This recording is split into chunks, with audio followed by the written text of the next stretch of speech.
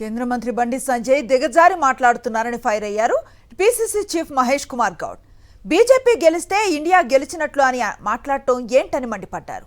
బండి సంజయ్ మత విద్వేషాలను రెచ్చగొట్టే వ్యాఖ్యలు చేయటం సరికాదన్నారు. క్రికెట్ మ్యాచ్ బీజేపీ అంశం కాదు అని అన్నారాయన. రాజకీయాలను క్రికెట్తో ముడిపెట్టడం ఏంటని సంజయ్ వ్యాఖ్యలు సిగ్గుచేటన్నారు. ఇదేదో బీజేపీకి సంబంధించిన అంశం లాగా దుబాయ్లో పోయి బీజేపీ నాయకులు ఏదో ఇండియాను గెలిపించినట్టుగా రాజకీయాల్ని క్రికెట్తో ముడిపెట్టడం ఏంటి?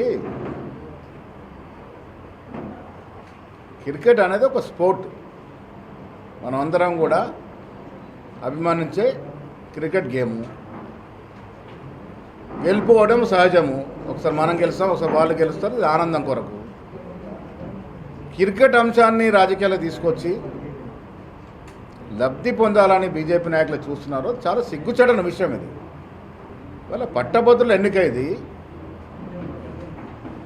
రాష్ట్ర స్థితిగతుల్ని, రాష్ట్ర రాజకీయ పరిస్థితుల్ని అవగతం చేసి పరిపూర్ణ అవగాహనతో ఉన్నటువంటి పట్టభద్రులు ఓటేసే ఎన్నిక. ఇక్కడ కొద్దిగా విఘ్నతతో మాట్లాడితే మంచిది.